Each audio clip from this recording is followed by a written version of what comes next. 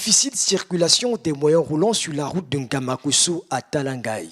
Tout est au ralenti. Cette voie pourtant bitumée ne résiste pas aux dégâts de pluie diluvienne. Rouler sur cette voie après une forte pluie donne du fil à retordre pour les conducteurs de véhicules et usagers.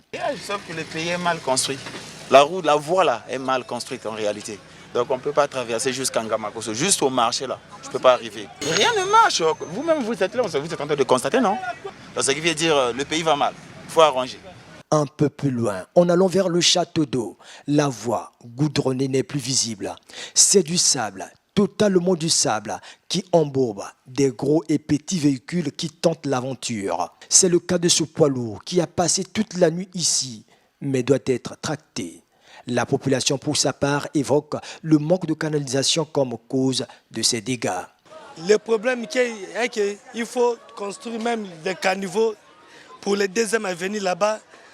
Les routes là, ça sera bon. Si on ne fait pas les caniveaux derrière là-bas, les routes là, même 100 ans, ça sera toujours comme ça. C'est seulement les caniveaux. Si on fait les bons caniveaux pour les deuxièmes avenues là, les routes là, ça sera bon. S'il n'y a pas les caniveaux derrière là-bas, ça va répéter toujours la même chose.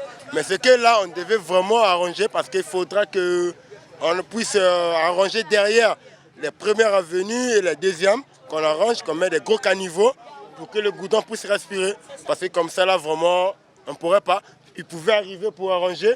Tant que derrière, ce n'est pas arrangé, il n'y aura que la merde. Cette route aménagée il y a quelques mois nécessite d'être revue de fond en comble pour ne pas réduire les efforts déjà consentis pour le désenclavement de ce quartier.